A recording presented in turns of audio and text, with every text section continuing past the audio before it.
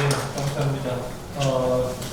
정말 30페이지, 30여 페이지 되는 분량 정말 짧은 시간에 제가 독촉을 해서 죄송하게 생각합니다.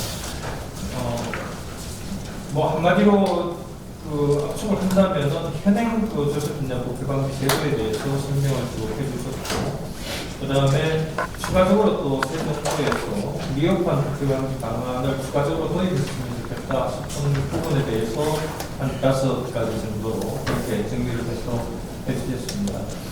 그 내용은 뭐 여러분들 제목을 보시면 충분히 아실 것 같습니다. 곧바로 토론으로 강주영 대표님 토론을 부탁드리겠습니다. 네, 감사합니다. 지금까지 강주영입니다. 이 발전문 보면서 조세와 관련된 국회 문제는 거의 마음가짐으로 다 공감합니다.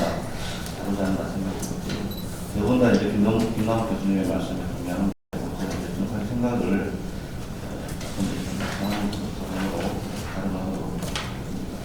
우선 설명하신 것 중에 이제 조세 원칙조사, 조세 세무조사와 관련해서 말씀드렸어요. 굉장히 중요한 부분이라고 생각합니다. 다만 저는 이제 조세 원칙조사 대상 선정에 관해서 조금 말씀드리고 싶은 게, 토론문에 나와 있습니다. 저도 참고하신 바랍니다. 179명입니다. 일반 세무조사만 하더라도 일반 납세 문제 같은 경우 사업자 같은 경우 가슴이 두근하고 일도선에 안 잡히고 실제로 세무조사 현장으로 접촉이 굉장히 잘 위축되고 그렇습니다. 그런데 그거에 비해서 이제 조세범처벌법을 적용하기 위한 목적을 가지면 조세범칙조사는 굉장히 더 어렵다. 사실은 영향을 크게 미친다고 볼 수 있습니다. 그래서 고도의 규율 밀도성이라든지 법률주구 원칙이라든지 이런 것들을 굉장히 더 많이 요구하게 되는데, 이런 부분에 관해서는 국민권익위원회가 오래전에 이미 요청을 해서 많이 공개되어 있는 부분이 많습니다. 다만 제가 이제 한번 눈으로 봤던 것은 일반 세무조사를 하면서 이제 조세범칙조사로 넘어가게 되는 경우에 있어서, 그럼 도대체 어떤 경우가 일반 세무조사 중에서 조세범칙조사로 넘어가야 되는가, 선정 기준에 관련돼서 문제는 이게 이제 너무나도 다 저는 상식적으로 봤을 때는 법률에 담겨져 있다, 조세범칙조사법에 있다 생각하는데 그게 그렇지 않고요. 국세청 불령인 조사사무처 규정에 있더라는 겁니다. 그래서 무엇이 이제 범칙조사로 할 것인가, 이게 국세청 불령이면은 아주 극단적인 변화만 그렇게 하지 않겠지만 국세청이 만들어져 나가는 부분이다. 그건 그렇게 된다면은 조세범칙조사 대상이 되는 사람들 입장에서는 굉장히 지위가 불안하게 되는 그런 어려움이 있고, 당연히 뭐 부패 문제가 직접적인 연관이 되느냐고 그렇진 않지만 적어도 그 과중에 전제하지 못한 여러 가지 현상들이 나올 거 아니냐고. 그 다음에 조세 복잡성에 대해서 조금 고민을 했습니다. 이거 나는 제가 평상시에 좀 고민을 했을 부분인데요. 조세 복잡은 우리 여기 앉아 있는 모든 분들은 다 납세의무자입니다. 납세의무자인 저도 이제 중학부터 친구하기도 하고 그리고 연말좀 산다 하는데, 그럴 때마다 제가 느꼈던 것은 너무 지나치게 복잡하다. 너무 지나치게 복잡해서 심지어는 전문가들도 잘 놓치는 수가 있고, 심지어 이 복잡한 조세법이 또 아주 빈번히 개정되기까지 한다는 거죠. 그래서 우리만 그런 생각을 했는데 그렇지 않더라고요. 예를 들면 독일의 연방법제법 아주 유명한 이제 파울 킬크프라는 교수가 하는 말이, 이 부분에 있어서는 적어도 인간의 자유권적 그 기본권이라는 측면에서 본다면은 아주 직접적인 침해는 하지만 세금 내려고 막 고생하고 뒤지고 이렇게 막 스트레스 받고 하는 이것은 알고 보면 인간 자유의 아주 부드러운 상식이다. 자유권이 상실되는 정도로 이건 사실 우리한테 심각한 문제. 그래서 이분도 그렇다면 아주 명확하고 이해 가능한 세법이 정말 필요하다고 이야기했고요. 그런데 미국 그 공화당 대선 후보였던 허먼 케이라는 분도 이거 처벌하게 되고, 이 999 조직개편을 실제로 제안을 했더라고요. 뭐냐면 가장 이제 우리한테 중요한 제목인데, 연방소득세법이 판매세 우리의 이제 부가가치세가 해당되는데, 이 세율을 그냥 일시 그냥 999 9% 하자. 그렇게 간단하게 좀 만들자. 너무 세법체계가 복잡하다고 주장을 했습니다. 근데 이제 문제는 이 세법체계의 복잡성이, 저도 자료를 좀 찾아보니까 다만 조세행정에서만 문제가 아니라 국회의 문제와도 연관이 있다라고 이야기를 하는 것을 제가 봤습니다. 좀 뭐냐면은 조세체계를 결정짓는 집단, 즉 예를 들어 입법자 정치인과 그 다음에 이제 고급 조세행정 관료가 있고, 그 다음에 그에 영향을 주려고 하는, 자신의 의도대로 영향력을 끼치려고 하는 이익 집단이 있는데, 그런 이익 집단과 그 조세 체계를 결정짓는 집단과의 상호관계 속에서 부패 문제가 많이 일어난다는 것을 보았습니다. 저는 구체적으로 이게 법학자가 아니기 때문에, 법학자이기 때문에 어떻게 이게 구체적으로 가능할까 생각했는데, 뭐 아주 구체적인 예는 여러 논문들에 나와 있는데 그 논문들을 보면은 뭐 5개씩 이게 있는데 실정적으로 이게 검증돼가지고 문제는 이 사람들이 굉장히 세법을 어렵게 만들고 그게 결과가 되고 문제는 어렵고 복잡하게 되는 세법 체계로 인해서 또 국회 문제가 이렇게 달려질 수 있는 문제가 여전히 있다. 그런 부분에는 문제가 있었습니다. 다만 이제 문제는 제가 앞에서 말씀드린 것처럼 조세 체계를 굉장히 단순화할 수 있느냐, 현실적으로 쉽지 않다, 현실적으로 쉽지 않다.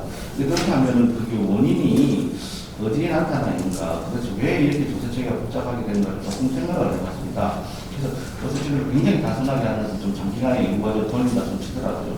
그래서 제가 좀 고민했던 부분은 뭐냐면, 이렇게 조세체계가 복잡하게 되고, 누구도 조세를 제대로 파악하지 못하게 되고, 심지어는 그 종합소득세 신고할 때 공무원한테 이야기 잘하면 이렇게 세금이 그냥 깎여지는 이런 상황들이 어떻게 해서 발생되느냐, 좀 생각해보면, 기본적인 조세의 본원적 기능들이 오히려 좀 많이 상쇄되고, 지금 무슨 말씀이냐면, 이제 조세국가주의라는 게 있습니다. 조세국가주의라는 건 뭐냐면, 국가가 자기의 사무를 해결해 나가기 위해서 유일하게 근본적인 재원으로 삼아야 되는 것은 세금이다. 세금 외에는 국가가 과제를 또는 임무를 수행하기 위해서 재원으로 삼을 수 없다. 이게 이제 뭐 조세국가주의 이론 뭐 이런 건데, 문제는 세금이라는 건 즉시 조세 재정의 확충이라는 본원적 목적이 있는 것보다는 요즘도 잘 아시겠지만 오히려 과도하게 조세가 이제 정책적 목적을 위주로 이렇게 나가는 거죠. 이게 정책적 목적으로 가게 되면은 이게 뭐 조세 특례라든지 조세 감면이라든지 아니면 중과세라든지 이런 문제 때문에 당연히 조세가 복잡할 수밖에 없게 되고, 조세가 복잡하기는 아까 말씀드린 것처럼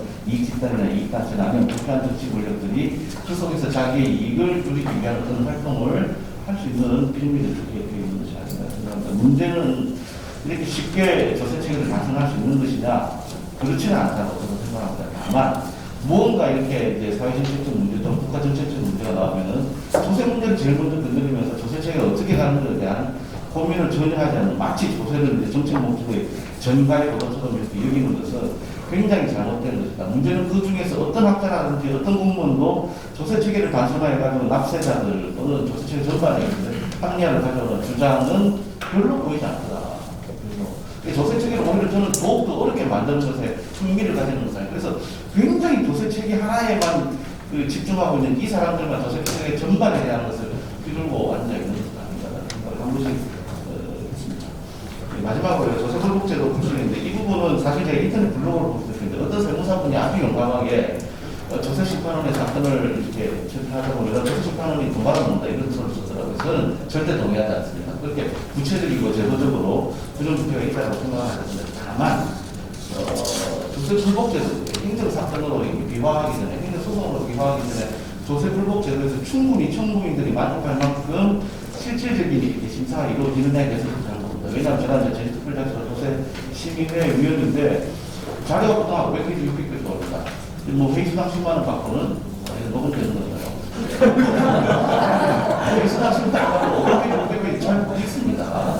그걸 요구할 수 없어요. 정말 죄송한데 몇몇 분은요, 회의자리에 앉아가지고 이제 막 뒤지고 있습니다. 근데 그렇게 해가지고 심판이 예를 들어서 청구인이 마음에 안 드는 재결이 나왔다? 그러면서 하는 말이, 뭐 저희들 사정이 이렇게 되니까 행정소송 가서 한번 붙어보십시오. 이거는 행정심판, 이게 행정심판도 똑같은 문제인데, 조세심이라든지 조세심판이라든지 이거 아무 의미를 만드는 제도가 아니다. 이것도 사실 부패의 문제까지는 아니지만 부패 전환 정도로 문제 있는 것이다. 그런 제도를 보면서 마지막으로 딱 한마디 드리겠습니다. 미국 보니까 미국에 대해서는 행정심판과 관련해가지고 아주 집중적인 제도를 채택하는 게 있는데, 우리처럼 일반 밖에 있는 사람들 수당 10만 원 끌고 모아서 하는 게 아니라 공무원은 공무원인데 판사에 준하는 아주 독립적이고 객관적인 지위를 가진 사람이 행정사건을 처리하게 하더라고요. 그럼에도 불구하고 불복하고 만족하지 못하는 법원에 가게 하더라고요.